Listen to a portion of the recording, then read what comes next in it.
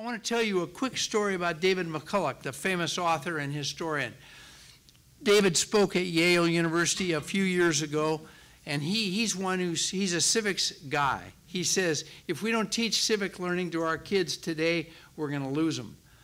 This generation is critically important. We're going to lose these kids if we don't teach government economics, foreign policy, and U.S. history. If we don't teach that, we're going to lose these kids. David McCullough taught this course at Yale, and he said, these kids are like cut flowers. They're bright, they're refreshing, but they have no roots. And what this panel is intending to do is provide roots to these young people so that they understand how our system works and can replicate it and perpetuate it. And that's the value of civic learning. So let me start off with Louise, or whoever in the panel wants to start, by saying, how do you define civics and civic learning? Go ahead, Louise, and your organization as well. All right. So let me start by Civics. So Sandra Day O'Connor founded us, as George mentioned. And from her vantage point, she was very concerned about the independence of the judiciary. And that was her main issue. And I'm sure as former Congress people, you have similar issues that you're very concerned about. But the wonderful thing about Sandra Day O'Connor, she didn't just think about it. She devoted her entire life to this cause, and this is her legacy. She's very much retired now, but her legacy carries on.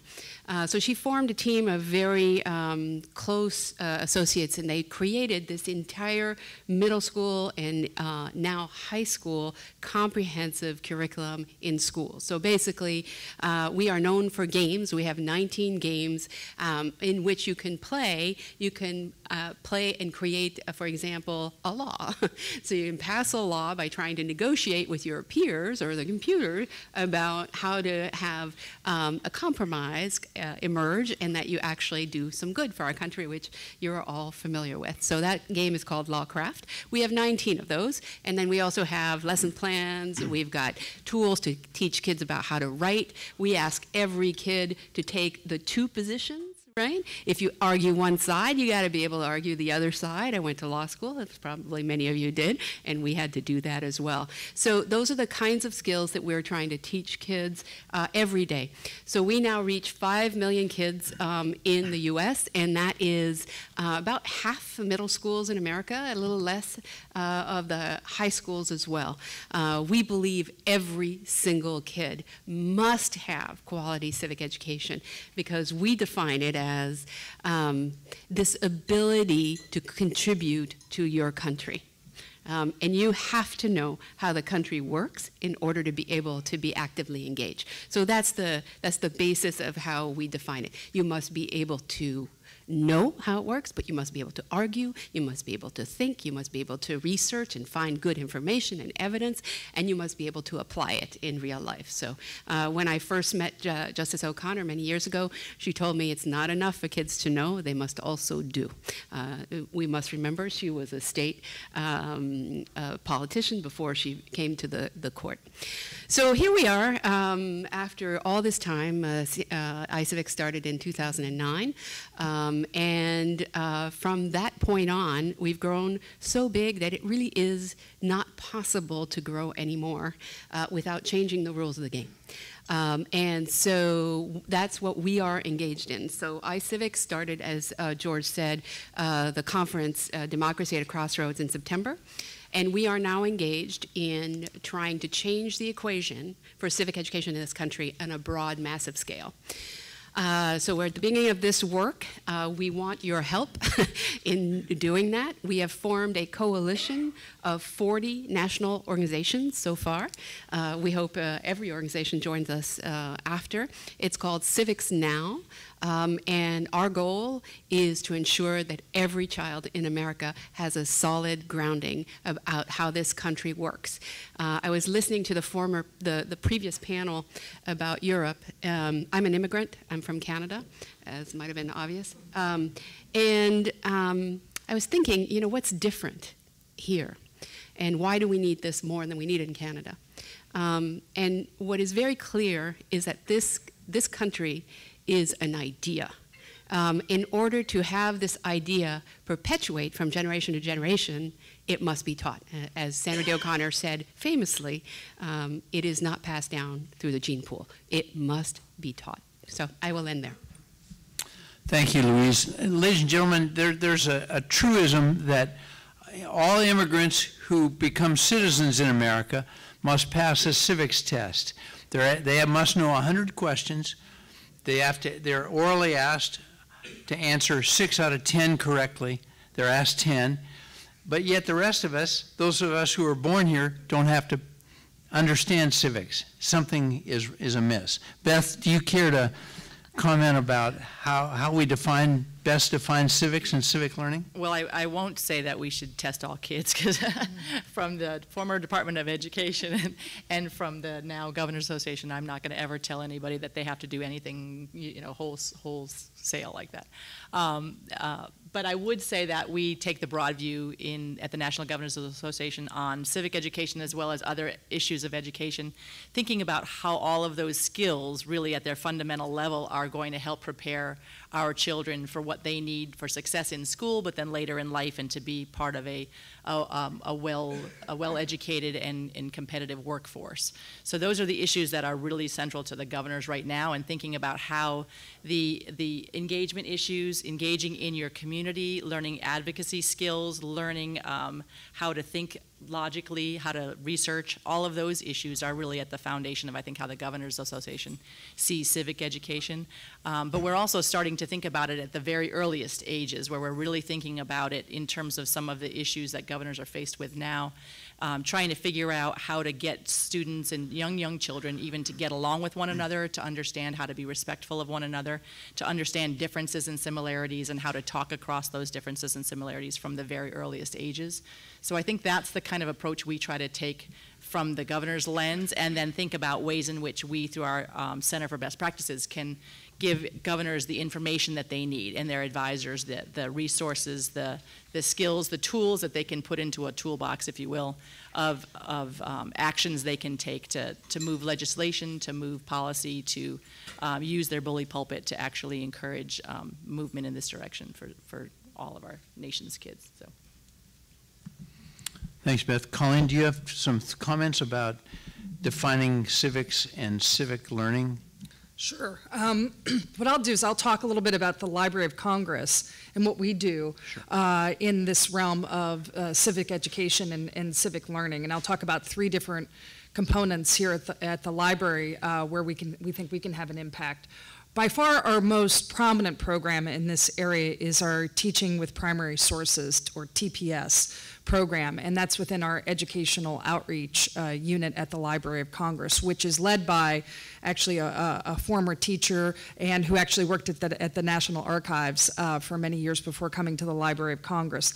And our focus in civics, but then also in generally in K through 12 education, is teaching with primary documents. So we take the collections and treasures we have at the Library of Congress and translate them into usable lesson plans and teaching tools for teachers across the United States. And we do that across curriculum, we do that across grade level from K through 12, and across subject area. And obviously an important area for us is civics education, government, and history.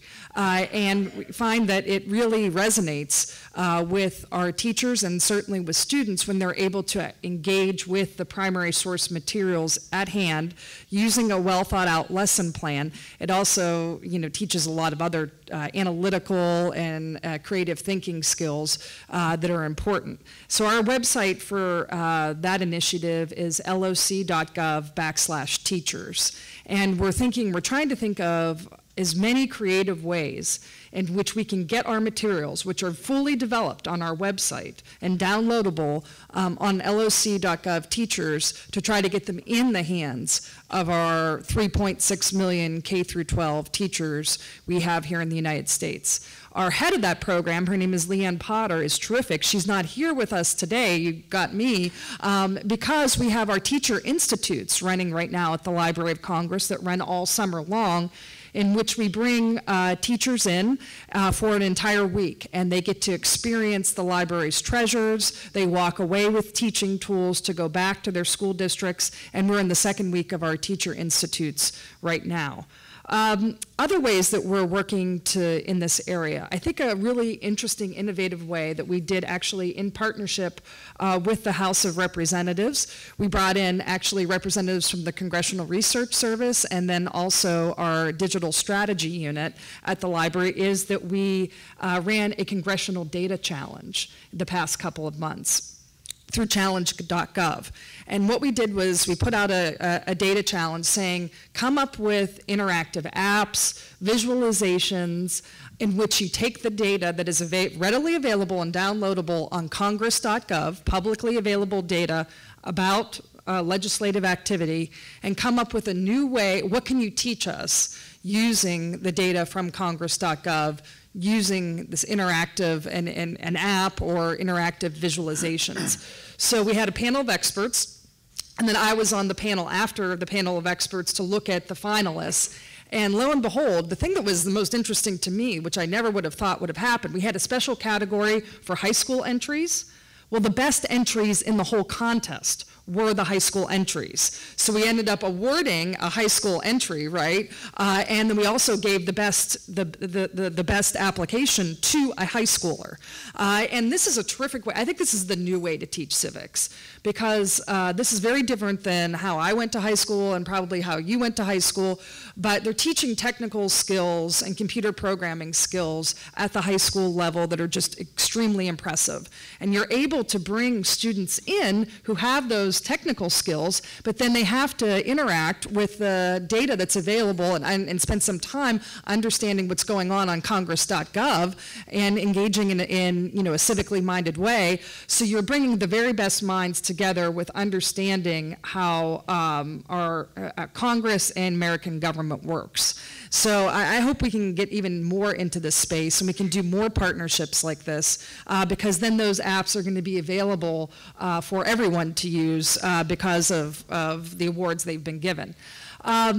And then the last thing I'll talk about very briefly is some of the research, and my colleagues here, Jacob Strauss, he's sitting over there, from the Congressional Research Service. For several years, CRS has been very much engaged in the topic of social media and representation and democracy, and trying to figure out what is social media's influence and impact on how democracies operate and how Congress operates. And I think the jury's still out. We don't know exactly how social media is going to affect democratic representation, but we do know that members of Congress use social media as a communication tool, both to give information, to push information out, and also to gather information. So when I was thinking about this, I mean, certainly online literacy and this type of interaction is going to be an important component going forward for civic education. Not only about teaching students about the authoritativeness of what they see on social media, not to believe everything that they see on social media, of course that's extremely important, but also to understand how to use social media, hopefully in the future, as a way to facilitate communication with their elected representatives. I think we focus a lot in the communities and the circles that I run in about the negative impact of social media on democracy, how it contributes to hyperpartisanship and other things that maybe aren't so helpful to American democracy. But there's also a good component, I think, to social media that could potentially change the nature of representation, and that usually gets lost in the shuffle. I think that needs to be part of civics education going forward. Thank you, Colleen. Ted, let me ask you, as you define civics and civic learning, what's the state of civics in America today? Well, good morning, and it is a joy to be here with all of you today, and an especial joy to be with my friend George Nethercutt, who on behalf of the National Civic Learning Community, this young fella is devoting his retirement to improving civic learning in the state of Washington and across the country, and we are very grateful to you. Thank you. Now, my distinguished colleagues on this panel have already given a pretty good definition of what civic learning is.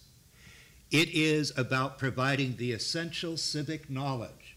The founders of our republic knew this shortly after establishing the thing, They started talking about the need to educate the citizenry to exercise their newfound power in our representative democracy with a wholesome discretion, in Thomas Jefferson's words. It's about providing the civic knowledge, how our government works, what level of government does what. It's about providing civic skills. How do you effectively engage? Here a few years ago, if you were a resident of a certain area in Maryland, you wouldn't write Connie Morella about your trash service. That would be ineffective. You'd write her about national issues. But I'm sure they still did, didn't they, Mrs. Morella? Yes, yes. It's about providing civic skills to engage effectively with government. It's also about providing a disposition to become engaged, a realization that this representative democracy is dependent upon all of us. Now, George Nethercutt asked, what is the state of civic education today? Well, if we were going to grade it like a teacher, would have to say C minus, maybe a D. The most authoritative national measure we have on how well our students are attaining in this area is the National Assessment of Educational Progress, the NAEP.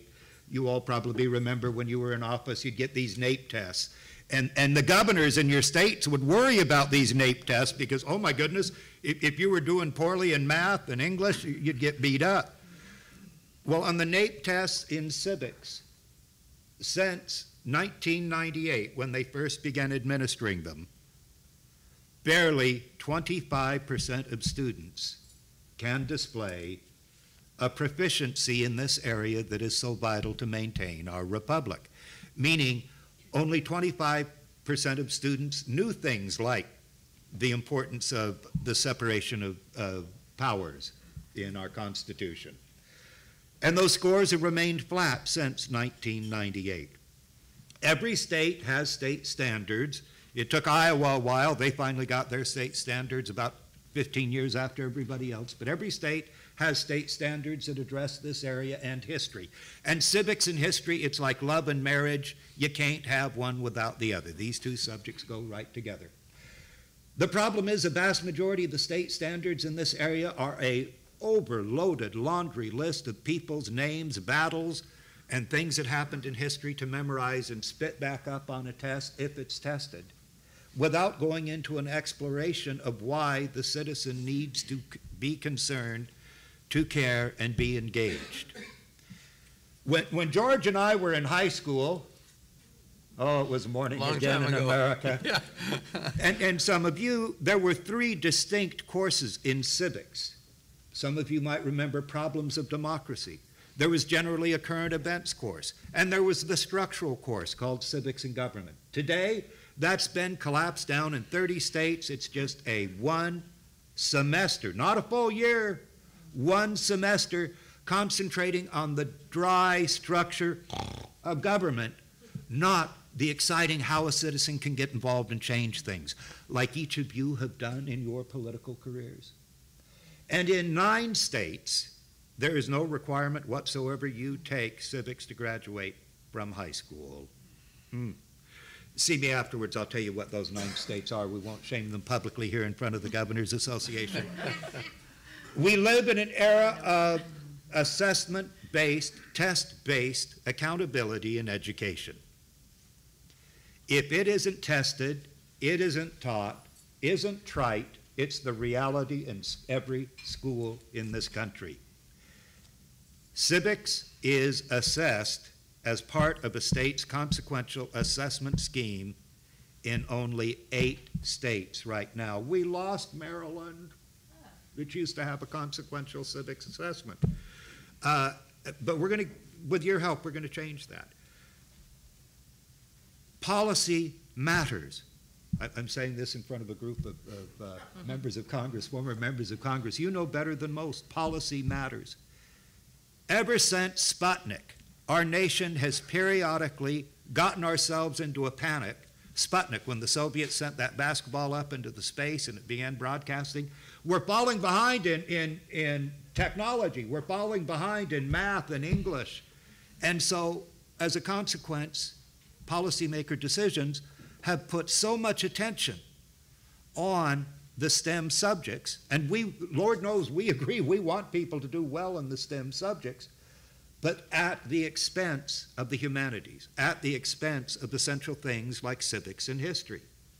In the elementary grades, we're down now, John King, former Secretary of Education, has quantified, we're down to 18 minutes per week that's devoted at all to the social studies, history, civics, economics, and geography. Is that adequate to build a grounding? So, in direct answer to your question, sir, C- or D is the grade on how well we're doing in civics, and we need the engagement of this organization. We need the engagement of former members of Congress on a bipartisan, nonpartisan manner in every single state in the country to turn this around. Thank you, Ted. Ladies and gentlemen, Brian Baird and I were talking earlier about the lack of civility in our system today.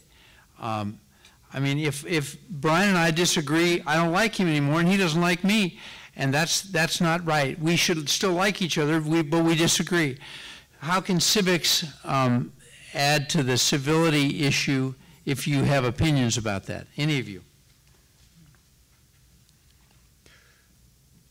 The root, civics, civil, civility. When you are taught in a dispassionate, nonpartisan manner, this is how we operate this country. When you're able to participate in a carefully teacher-moderated debate about the issues and you model civic behavior, which is in fact one of the key tenets of the campaign for the civic mission of schools and our 6 proven practices, you develop the ability to be civil. Louise, what do you think? Yeah, so iCivics in around the election time, the 2016, became enormously popular. So we had 3 million game plays in 1 month that November. And that sort of shows the interest level that teachers have in teaching about the election. Now, why?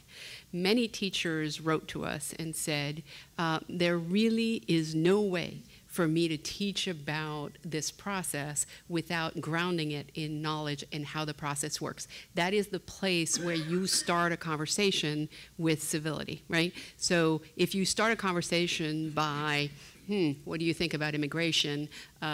You're not going to get very far, even in the communities that we have now, which are highly polarized and segregated to a large degree. But if you start it with what are the rules around immigration and who can come to this country and who can't, then you have a much more productive conversation. Having said that, teachers need help. They need help to have those conversations in a productive way. Civics, not only is it not well funded, I would say we probably have counted that that civic education probably funded around $100 million a year. That would be very generous, as opposed to billions and billions of dollars that are going into ELA and math. So we're talking about totally different orders of magnitude here. And so we need to invest in teaching and training teachers to be able to have those conversations in a civil manner. We at iCivics, as I said before, we force kids to take both sides of an issue. We force kids to try to reach compromise. In many of our games, if you do not compromise, you do not win. So those are the ways in which we actually force the hand of civility. Tell it to Congress. Amen. You know, I'm happy to have other comments, but we're a very polarized nation now. We're either on the left or the right, and the parties are shrinking. I think the middle is growing. How can civic learning stem the tide of polarization in our country, if it can, do you think? Anybody? Who's got a good answer to that one? I have some thoughts, but Go I want ahead. you all to have an opportunity first. So much of our polarization comes from the fact that, you know, gosh, I miss Walter Cronkite, don't you? We used to get our sources of information from a fairly limited number of credible sources, right? and we had facts we could agree on, were facts. Now, we could certainly disagree, as George and Brian might rarely disagree on an interpretation of those facts, but they were facts. So much, it seems to me, of our polarization today is because we can't even agree on what the facts are. Civic learning helps ground students in a factual basis of understanding of how our governmental processes operate. And as Louise pointed out through the iCivics, if you haven't been on iCivics.org, and played with your kids and your grandkids one of those games, oh, you're missing out. Teachers report all across the country their biggest problem with iCivics is getting the kids to stop playing the games. They are so popular and they are so impactful on the students' learning. But yes, those programs that bring about civility help reduce the level of polarization, getting back to an agreement on accepted facts. That is part of how we're going to reduce polarization, don't you think? I think so. I can add one. So polarization is a very complicated issue, obviously, right? There's a lot of tribalism. There's many, many factors have contributed to this. So we're not going to get out of this with a pill to solve everything. So having said that, the world, there is a very significant, I think, generational shift right now going on. I think we are at a stage in this country, and many people have opinions. I'm no expert on this subject, but I do think it feels to me. I've been in education for many, many, many years, and it feels different right now. And I think that the kids are looking for a voice in a new way that we haven't had before. And they are facing a very different world that is very complicated. So if we abandon our obligation as educators to teach the kids about those complex issues, how to research them, how there's middle ground, how there are many things that can happen without going to one extreme or the other, they get left with sort of the media effect that, you know, it's all A or all B or kick them all out, bring them all in. I mean, there's, you know, it feeds the extreme. If we actually go through the process and teach them about these complicated issues, there is middle ground. So I think that's how civic education can help. Any?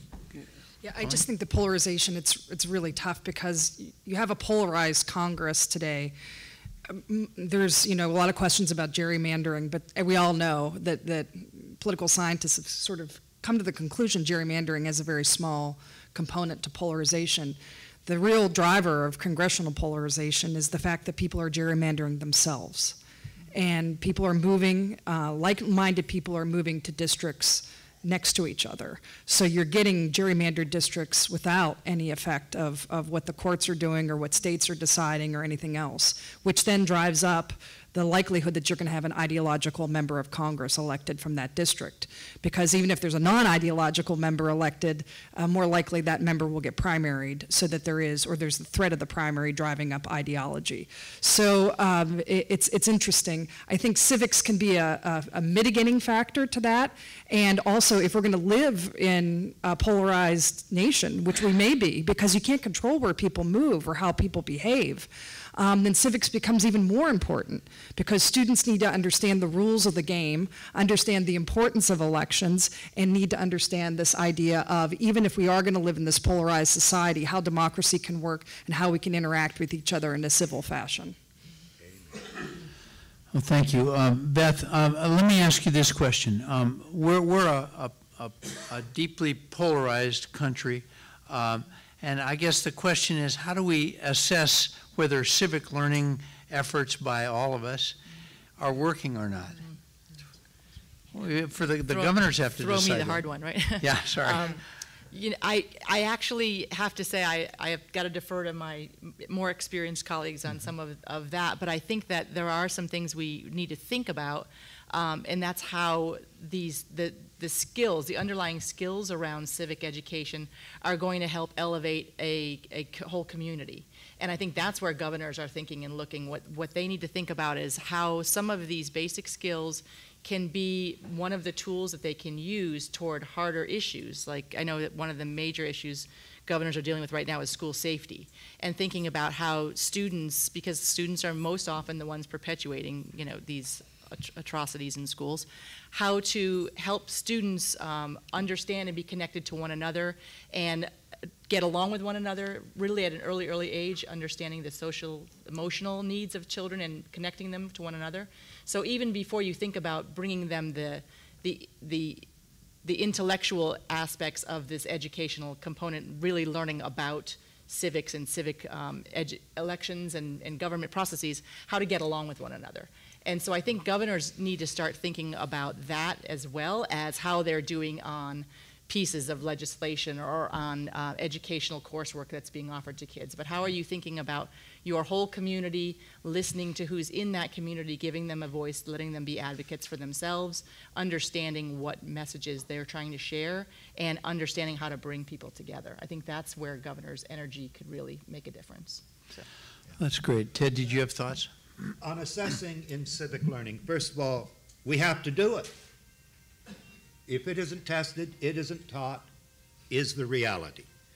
And how you best assess civic learning is two ways. Yes, with the old paper, pencil, fill in the bubble test.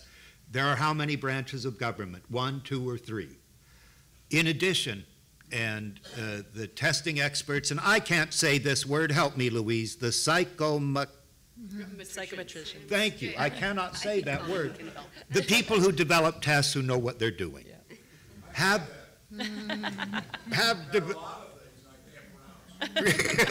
with you. Have developed an alternative form of assessment called classroom-based or portfolio assessment, where a student shows their own work and their own dispositional growth towards being civically engaged. Both are valid. Both must take place at elementary, middle, and high school. And let me tell you a little story about that, because we have another national hero of civic learning in this room, representing two of your former colleagues who are national heroes of civic learning. That's Mr. Doug Dobson of Florida right here. Your former colleagues, Lou Fry and Bob Graham, one good Republican, one good Democrat, one good congressman, one good senator, and former governor, Mr. Blanchard, teamed up to pass the Sandra Day O'Connor Civic Education Act of 2010. What did this act do? It mandated a middle school civics course. And I neglected, when we were given the grade out earlier, middle school has been decimated too in civics. But in Florida, you're going to take civics. And there's a mandatory test so that the school districts take it seriously. The first year of implementation was 12, was it, Doug? 2013. Those incredible students at Marjorie Stoneman Douglas High School who've inspired a nation, regardless of where you come down on the issue of gun safety. Those students from Marjorie Stoneman Douglas High School were the first group of students who started middle school, got the experience of this course, and now they're graduating high school. Their civic skills that were abundantly on display, tragically, out of necessity, earlier this year, many of them credit with the grounding that started with this course that Bob Graham and Lou Fry and Doug Dobson got passed in Florida, with attendant professional development and assessment so the school districts take it seriously. Okay, there's a number of states that have passed requirements, laws, that say in order to graduate from high school, you have to pass the U.S. immigration test that immigrants have to pass in order to become citizens. Is that the best way for us?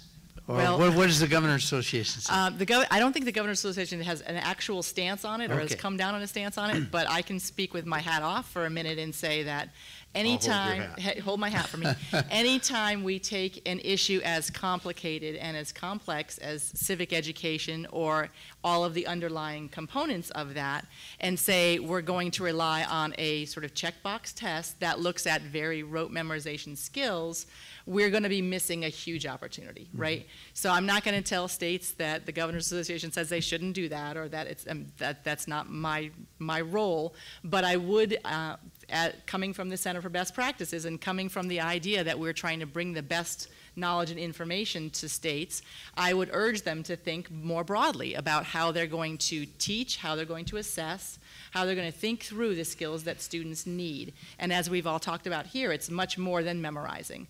It is really learning how to do extemporaneous speaking, learning how to take an issue, research it fully from both sides, not to just make your own position based on what you believe and finding the evidence that'll prove what you believe, but really coming at these issues in a much more complex and thoughtful manner, because that's what you're going to need, not only to make your point later on, but also to get along with people who have a very different idea.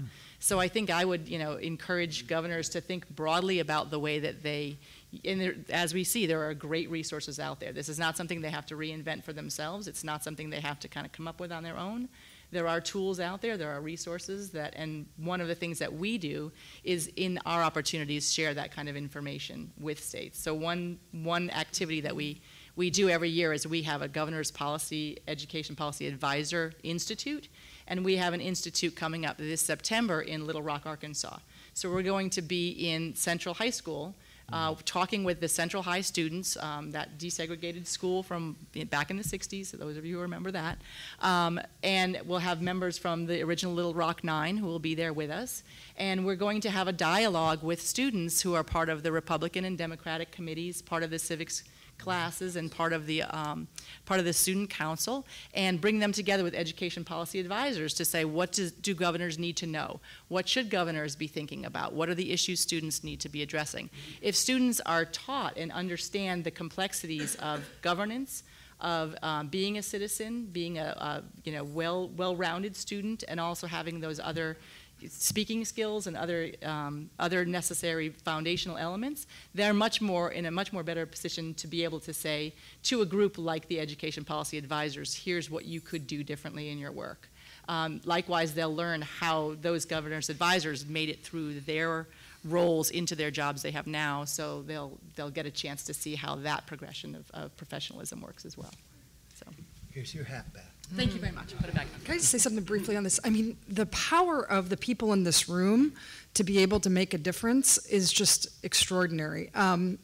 I thought back, personally, I grew up in a working class neighborhood outside of Pittsburgh. I went to a large public high school. My parents had nothing to do with politics or government. Nobody in my family had anything to do with American government. They were all voters. They were civically minded. But, where I came from, who knows? I mean, I just was interested in politics my entire life growing up, and that's what I really was passionate about. But I wasn't going to get that from anywhere in my family or necessarily within my large public high school, except for, a civics education class. And I was really lucky because I got to meet my state legislator in the Pennsylvania House of Delegates when I was a teenager. And he took an interest in me, and he spent time with me, and he took me to lunch, and I won his scholarship.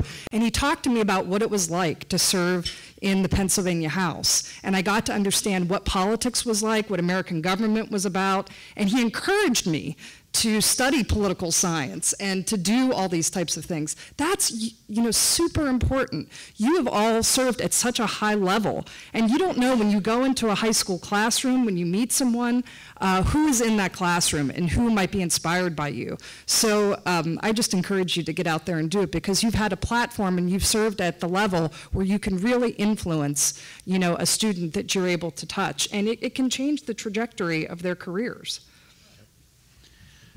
Louise, you had comments. I will add one thing on this immigration naturalization. So we've seen several states, obviously, as George said, pick it up. 15. 15, exactly, as of right. Pennsylvania last week. Oh, thank you. Many of those states will use it as a stepping stone to a broader civic learning platform. So I find that to be quite promising and encouraging. While it may not be the full answer, it sometimes can be a start. We certainly are working in Arizona, where obviously Sandra Day O'Connor is still revered, and they are moving in that direction right now. So it is part of a broader effort, and occasionally, and so it could be a stepping stone if people want to see it that way. Our great concern, now Arizona, which thankfully has Sandra Day O'Connor and the O'Connor family, went back, looked at the legislation they had passed, the making kids pass the new citizens exam in order to graduate high school, or in many states, it's just having them take it. There's no consequence. Arizona went back and said that is not enough, and just passed legislation in May that is going to revolutionize and make it more student-centric in civic learning. Our concern, and if may I be candid in a room full of former public officials? Shaking heads now. Yes. Yeah. Oh dear. I'm glad I took my hat off. The tendency is we've addressed this issue, we're done, it's fixed, move on. And that's our worry in the states that have passed this legislation, is the legislators, and it's generally passed by, always passed by the state legislators, they're going to say, we fix civic education, next issue. Arizona, this is where Louise is right, there it's been used as a stepping stone. But this is not the answer to fixing civic education in this country. Okay, now I disagree on that a little, don't I? well, a little. That's okay. I'm a lawyer. I wrote an article for the Washington State Bar Association Journal. The question is then, what can former members do to encourage civic learning? And in this article, I said, lawyers have a perfect opportunity to talk about the justice system and explain it to their constituents, their clients. And so I encourage all of you to do that, but maybe others have ideas. I'll jump in. And I would say that I think that we know that governors, former governors, current governors, former members, current members, all have very powerful opportunities at their hands. They have, you all as well, bully pulpit, power to convene, task force that you can get behind. There's so many ways in which you could share these messages and also show how you've done this across the aisle and working with one another. There's just a lot of powerful opportunities, and I think wherever there are those opportunities, it's worth taking advantage of them and raising these issues up. So we have, you know, for the governors alone, we have governors meetings twice a year. There's a summer meeting and a winter meeting. We have former governors in the room who have connections to current governors, and we're thinking of creating an alumni committee or council of former governors and former advisors who could come together and talk about key issues and how they got issues through, how they focused on those, what people need to know when they're new in their job. We're going to be watching the gubernatorial elections very closely and tracking what the issues are. And wherever there are some of these key issues that are coming up that are common across states, finding resources and bringing those quickly to new governors and their new advisors. So I think that there are a lot of ways in which we could sort of pool our efforts, bring our resources together, and help people use all of those mechanisms. But they have to know that civic education, as an example, is one tool they can use toward addressing some other problems, not to think about it as just an issue to address on its own. Check, you did that, move on. But how are these skills helpful in addressing some of the other problems that you're dealing with in your states? So I think that you guys are an amazing resource. Across the country right now, there is a great deal of momentum in this issue. Governors, state legislators are taking this up. And so look at your states, you'll see, I'm sure, that there's something going on there, but we need help. Right? There isn't enough, there's not enough people, there's not enough resources to do this. I'm from Massachusetts, we are in conference right now for a new bill. Tomorrow I will be at the Board of Education meeting where they're voting on new standards that create a new grade 8 civics course. So this is not theory right now, this is actual practice, and it's happening. Your state, in Washington State, unbelievable work there as a result of your help. So this can happen, it can happen fast if people get to it. Be like Lou, Fry. Be like Bob Graham. Be like Jim Gerlach in Pennsylvania. We've got arguably, credibly, about 15 robust state campaigns, places like California, Illinois, your Washington state, thanks to you and your Chief Justice and Margaret Fisher, where we're well organized. And Pete and Sharon have all this information. You still occupy one of the most magnificent bully pulpits in this country. People listen to former members of Congress. You have a skill set that our teachers don't have when it comes to moving public policy. In states where we've got a robust campaign, please join with that robust campaign. In states where we don't have a robust campaign. Can I pick on Pennsylvania for a minute, Sharon? We've got an emerging campaign coming together in Pennsylvania involving a bipartisan pair of former members of Congress, a former governor by the name of Rendell, the National Constitution Center. That's going to make a difference in the state of Pennsylvania. Doug Dobson and I, tomorrow morning after your event on the floor of the House, will join you for coffee and be available to talk with you about how you can get involved. I hope I didn't get ahead of you on that one. No. Okay. No. Please get involved in your state. You can make a difference. You can bring about the necessary policy changes so that civic learning can flourish for every single kid in your state. We need you. We need your engagement. That's what former members can do. Great. Before I call on Brian Baird, let me just say, Jay Inslee, the governor of the state of Washington, I had a program in our little foundation that brought kids to Washington, D.C., and we met 25 or 30 members of the House and Senate, liberals, conservatives, Democrats, Republicans, all types. I didn't care. I wasn't proselytizing.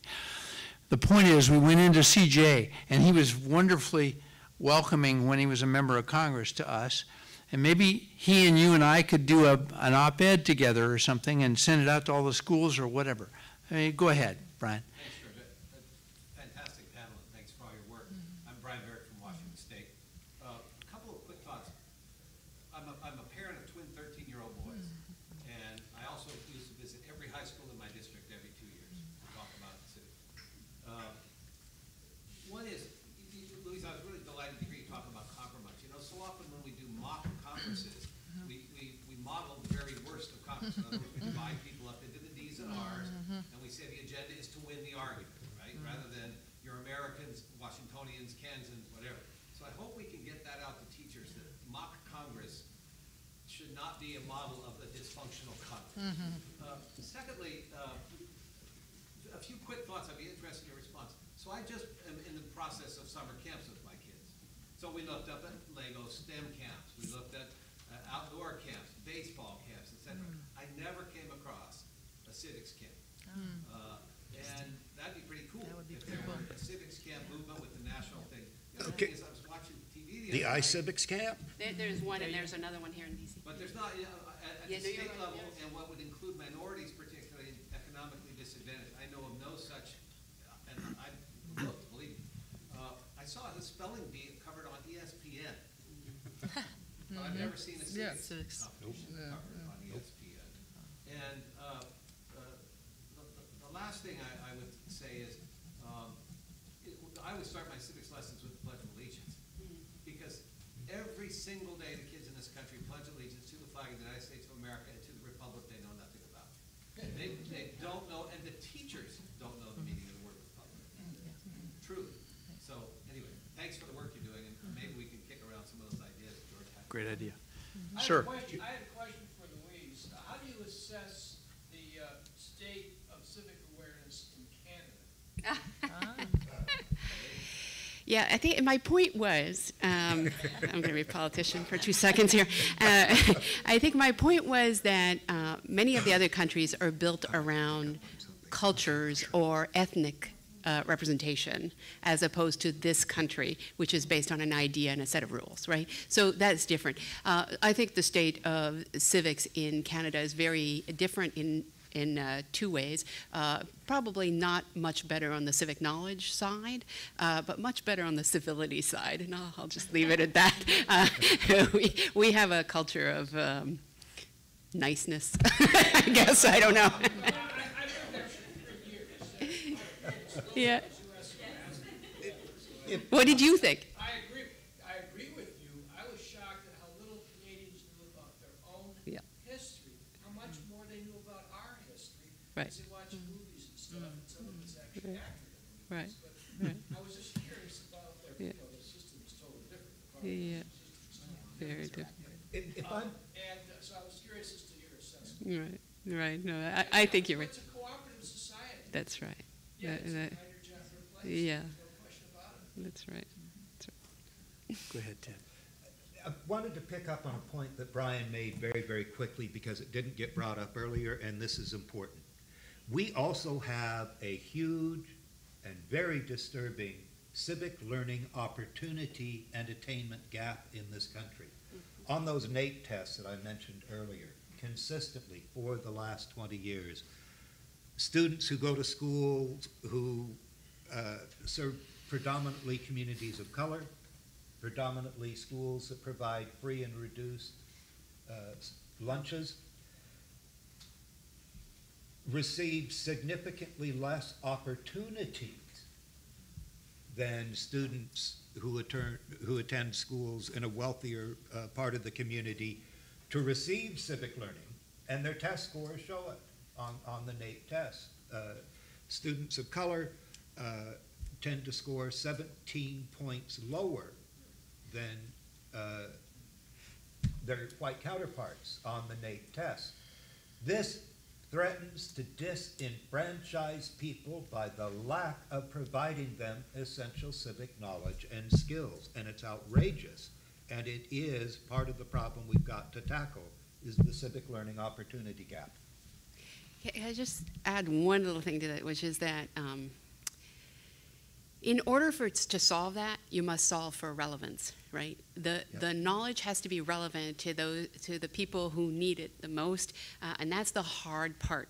Is the hard part to speak to kids who are completely disconnected with society, to tell them that this is relevant to them. And oftentimes contests speak to our kids, right? I have a debater. I actually agree with you. Debating can actually be used for poor ills, but it's a great training. But it usually are kids that, you know, those are not the kids we need to reach, or not all the kids we need to reach. Question. Great panel, and I speak to a lot of young people too, and it breaks my heart when I hear them say, I hate politics, I hate government. I know a lot of us in this room, and y'all fought for young people's right to vote once upon a time, 18 to 20, and then less than a third registered to vote, and a lot less voted. What I really want to know too is where did it fall apart on? When did it start where we got away from civics education? What year, time frame was it? We abandoned it. May 5, 1957, but somebody Google when was Sputnik launched. Honest to goodness. You can go back, and education historians have traced when, and there were problems with civic education in the 50s, and Louise alluded to that. It did not speak to the majority, or to all student populations, certainly. It was much more tinge of jingoism then, but still, the time was there within the school day. At all three, at elementary, middle, and high school. We launched Sputnik. That started a huge round of education reform in this country, combined with the 1960s. That's another date that's important to keep in mind. If you remember, and many of us can, the buffeting, the societal buffeting, the assault upon what had been accepted norms that we went through in the 1960s. Those two things coming together led to a declination of the amount of time provided civic learning and changing how we approach the teaching of American history and civic learning. Question? Go ahead. Yeah, just to follow up on Brian's point, ways to make this cool and these games do it. I remember when our kids were in school, science became cool because of the robotics competition. That became a national thing. They had cheerleaders and little stadiums, and so there's great models to do that. Also, when I remember when I was in the state legislature, we would get a packet designed. I think it was for a reading thing. Like go read a book in school day, and legislators did that. And I wonder if anybody is putting together a packet for members of Congress and their staff that also matches the packet that goes to schools to say, here's how you can invite your member of Congress, and one for the congressman to say, here's how you can set up a visit to schools and do a program. It would be something that we could do on a routine basis. And I wanted to ask the Civics Now program, do you do anything beyond high school, or is it college, anything college related in the coalition? Not yet, but that would be great. So we do it throughout K-12, after school, anything to do with schools, related programs of any kind. But your idea, so we do this with the National Association of County Executives. We have a guide for them to go, their members to go into schools. It's a great idea, Pete. It's a great idea. It should be it's our responsibility at the you could library. write that Yeah, we should. I wrote it down, so that's very helpful. The Yeah. last thing, you talked about measuring and assessing programs that they're successful. You mentioned Florida had a really good program, and I know these national groups like NGA, National Conference of State Legislators, school board associations. They love to look at best practices. And so when the governors get together, if you could say, this passed in Florida, and not only did they pass it, but here's the assessment, here's the impact of having that, why don't you have that in your state?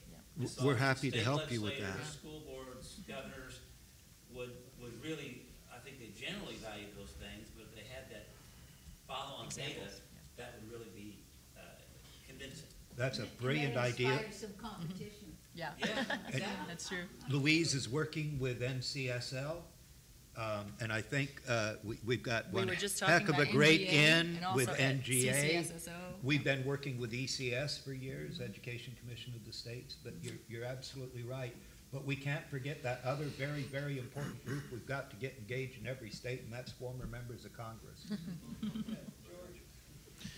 Way back, and then I'll call on Martin. I think you were next. Go ahead, sir. Mr. Prox? I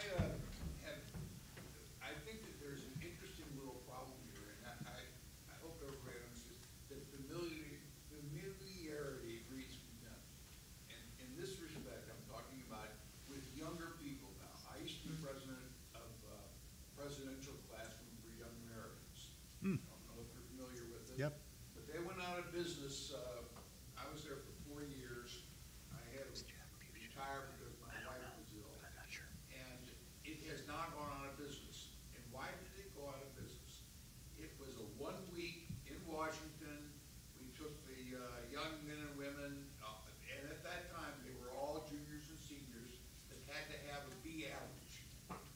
And it was a big deal. I mean, you had the optimists and the League of Women Voters in town would raise the money for the students that come this. We had scholarships. And what happened was the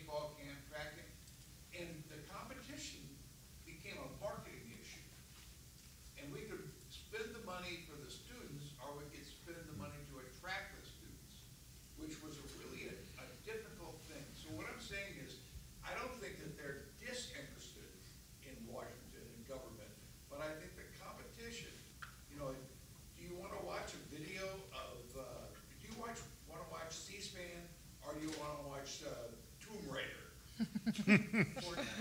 Yeah, more like Fortnite. All due respect to Brian Lamb, that's not hard. I'm not sure how you deal with that, and it's expressed, I'm sorry I'm talking so long, but it's expressed with the attraction to politics today is a blood sport. It's more interesting to watch the stuff, or read about the stuff that has to do with like the big thing about the red hen right now. I'm sure that kids are talking about, should you be thrown on a Burger King because you don't believe in environmental issues? I don't know how we compete with that. For all of what you do and all of what we do, we have to recognize that it is not an issue of not caring about the red, white, and blue, not caring about the system of government. It's just that they don't care. They've been turned off, is what I hear you saying. There's a lot of competition. Martin, please. Question, and this may be beyond this particular group to deal with, because you may not be down in the weeds to deal with this. Bob Carr and I teach at GW, the Graduate School of Political Management. Last spring, last fall, the first day of my class, I showed how a bill becomes a law from Schoolhouse Rock. And I told them, this is no longer correct. This is not relevant. Bills don't go to committee. They aren't marked up in committee often. They come out of leadership offices or out of these informal groups. And this video you saw when you were in elementary school is wrong. Do y'all ever get into things like that? You know, you have to keep it real with kids. They have the most exquisite detectors of the untruth. I cleaned that up real quickly. And thank you, Mr. Frost. Part of that is the iCivics approach. They allow kids to role play, but role play with reality. Part of I'm hesitating here because I've got two thoughts going on at one time. Part of this, we've got to get back to the ability for teachers to have classroom discussions of controversial issues without fear the community is going to get that teacher fired for talking about guns or gays or whatever. That's a real problem across this country. That's part of keeping it real for kids. If the kids can't come in and talk about the issues that are of concern to them, then yes, Mr. Frost, they do view all this civic stuff as not relevant to them. And iCivics does do a superb job of keeping it relevant. Segue. I think this is a real issue. Yeah. And one we struggle with all the time. How do you actually present a functional system when in fact, to some degree, it is dysfunctional? And if you don't acknowledge that, the kids just don't believe you. And so, so we acknowledge that, that it is, and our response to this is a pluralistic system, and if you want a different kind of government, you're going to better get involved and do something about it. So that's really the only answer I could come up with our kids, but that's what I say to them. We're about out of time, right, Pete, I think? Nancy, you had a question? Your last comment really sparks a lot of thoughts, but I do think that you're kidding yourself if you think we're useful without preparation for some of the same reasons. But my answer to those kids is, no, it doesn't go through committee anymore, and we need to restore it because it's going through the process, but it just simply isn't public, and it gets tough because you never get to talk about real stuff. I think we could all do a much better job. And I'm interested in seeing the nuts and bolts, and we'll go and look up some of the places you said, but we should be talking to every congressional office, but educating them, and the leadership should put some muscle into that too. It's our job to explain the process and defend the process. If they began defending the process, they'd adhere to it more. But, there wasn't a ripple in the press. There wasn't any lauding of Upton when he made the statement, no bill is coming, any amendment that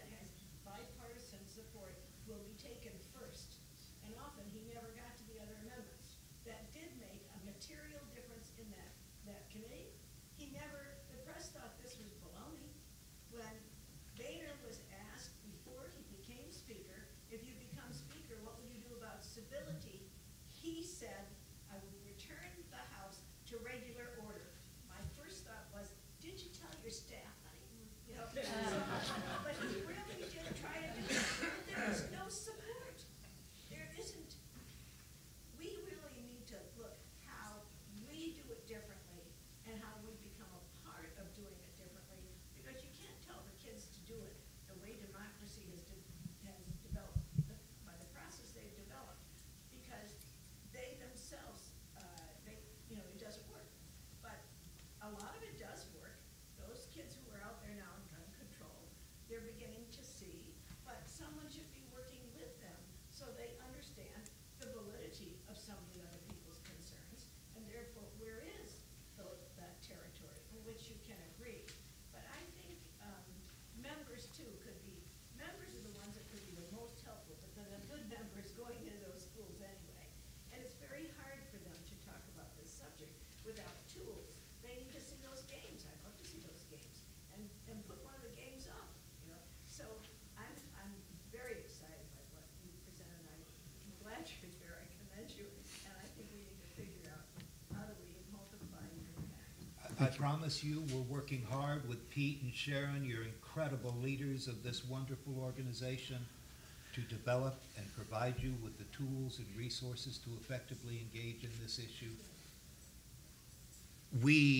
I'm going to speak for all four of our entities currently sit, but we stand ready to be of any assistance to you. We just ask, please join with us in this crusade to get more time, attention, and better civic learning in every single school, K-12 in this country, to deal with some of these problems we've talked about today. I'm going to call on you. Just let me make one comment, and then I'll call on you, and then that'll be our final question. Let me explain to you that I wrote an op-ed for the Seattle Times that was published last year, and I asked senators, congressmen, former senators, congressmen, liberals, conservatives, Democrats, Republicans, everybody, and they all said, we'll sign on. You don't even have to show it to us. We'll sign, if it's about civic learning, we'll sign on. And they did. And we had 14 other members sign on. Everybody I asked said yes. The point is, people are willing to do it is what I'm telling you. They're willing to sign on to civic learning. Sir. You started the session talking about polarization and the negative effect of polarization on civility. I guess implicit in that is that people are not listening to each other, and that's a problem. So let's talk just quickly, consider, you're not going to resolve it in this session. I see two major problems that have really impacted polarization. One, media. You haven't mentioned the media. Specifically social media, looking at algorithms which are telling people what they already want to hear. Okay, so they're reinforcing messages, not educating people about different points of view. Two, money. Look what Citizens United did. It defines speech, money is speech now. So if you want to form a PAC or a foundation and you've got big money, you dominate the message. So we've got big problems with the media, I think, the evolution of the media and the role that money is playing in society in terms of getting a message across. And hopefully with more and better civic learning, in about 20 years from now, people will be willing to tackle those issues and say, no, that's no longer acceptable, having that, because we'll have a better educated and civically prepared generation.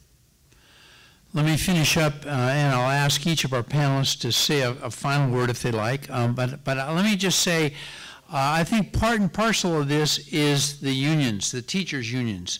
Teachers are stressed. They teach STEM, yes, they teach, but they don't have time in their day to teach other things. So I think we need to reach out, if we can, to teachers and say, this is important too. So it's something to think about. But thank you all for your input and your inquiries, and let me just start with Ted and we'll go down the line. If you have final thoughts. My final thought is a repeat. We need your engagement in every single state to help us move the policies that are inhibiting effective student-centered civic learning from reaching every single kid in this country. and what a joy it has been to be here with you, and what a joy it is to work with Pete Weislein and Sharon Whittal. Yes. I'll just say, I mean, we have a new Librarian of Congress, Carla Hayden. We're under the gun. She's terrific. She wants us to get out there. She's very happy about the work we've done in this area, but she wants it to be bigger and better, and for us to reach more teachers and more students. And so we're going to be thinking about creative ways in which we are going to do that. And I appreciate some of the ideas that came forward today. And my final thought would just be that we all, wherever we are, whatever we're doing, take these skills and these important messages and talk to everyone we can talk to about them, and make sure that everyone is thinking about the underlying skills everyone has to have in this country if we really want to make it better. Somebody asked about my the games, iCivic.org, all free. So please go try them with your kids, 13-year-old twins, perfect age to do that. That's it. Thank you very much for your attention.